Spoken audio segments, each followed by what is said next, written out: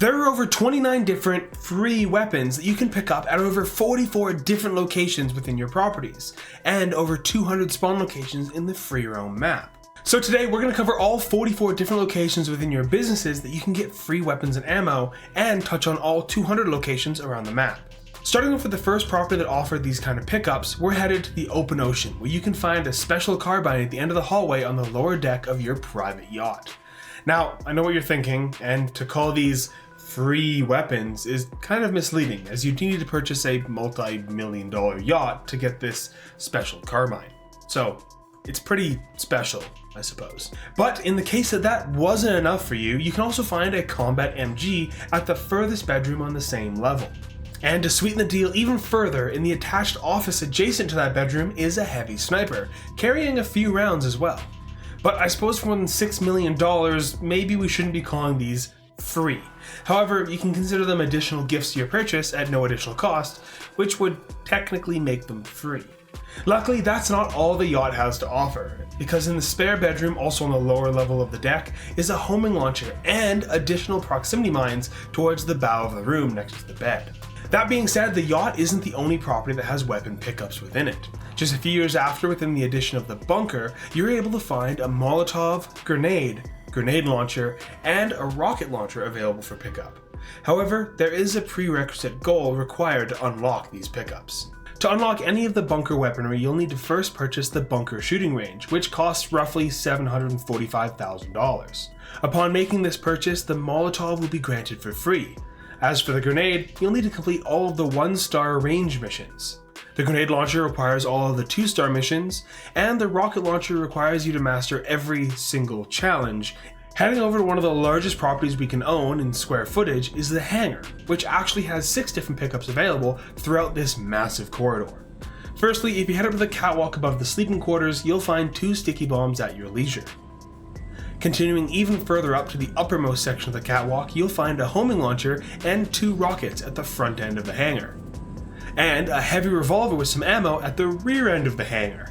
However, with these being so high up and so far out of the way, it might not be worth all the effort of climbing up here.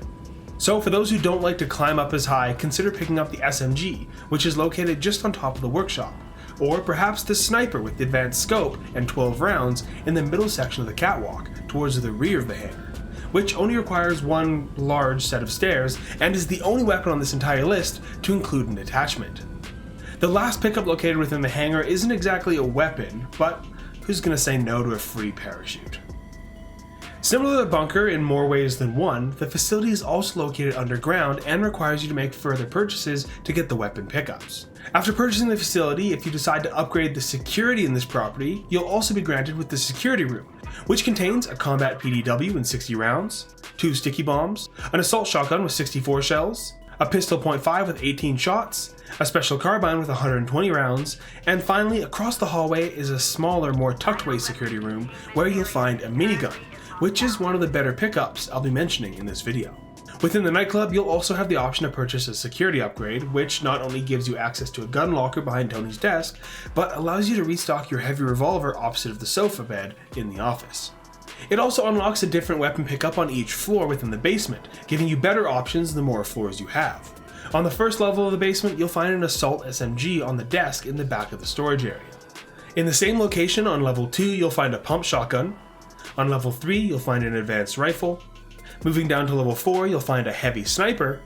And finally, on level 5, you'll find a grenade launcher. Now, before we keep talking about how to score yourself some free weapons, I thought we should talk about which weapon is the best.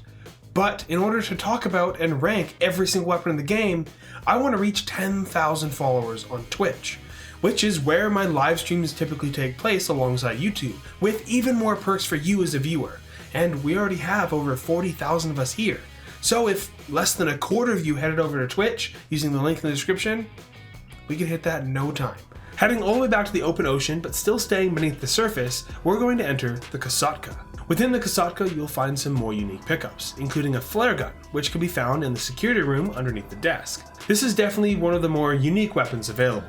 Located near the stairway from the 2nd to 3rd deck in front of the moon pool, you'll find an assault rifle tucked underneath the stairs. If you head to the very front of the submarine in the torpedo storeroom, you'll find an RPG, which is fairly fitting given the explosive nature of this room. Interestingly, if you head to the galley behind the kitchen, you'll actually find a vintage pistol among all of the soup cans. Why are you buying guns at the soup store? I couldn't tell you. Located within the same room near the mess hall table, you'll actually find a Molotov cocktail, which blends in very well on the table with the other bottles and food.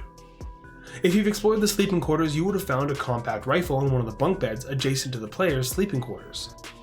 And finally, if you head to the very back of the submarine in the far off corner of the engine room on the second deck, you'll find an MG. Now, the agency might have one of the best weapon armories in the game. However, it only allows you to pick up a first aid kit, some AR ammo, and some heavy ammo, which is fairly lackluster, though is fair given all the other perks the armory gives you.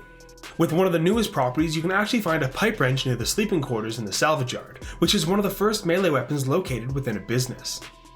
However, it isn't the only melee weapon to be found in the area, as near the planning desk you'll actually find a hammer next to a first aid kit, which can be helpful in between those extremely dangerous tow truck missions. Finally, along the front wall near the car lifts you'll actually find a crowbar, so there's plenty of melee potential just for owning a salvage yard. Many people also failed to notice that the Darnell Bros warehouse actually has 3 different pickups available for the player, including a first aid kit and AR ammo near the weapon workshop, and the much lesser known carbine rifle located in the back of the garage near some pile of junk. However, ownable properties aren't the only way to get or find free weapons, as there are over 200 different spawn locations for over 33 different weapons around the free mode map. A simple map for these can be found on GTA Lens or GTAweb.eu.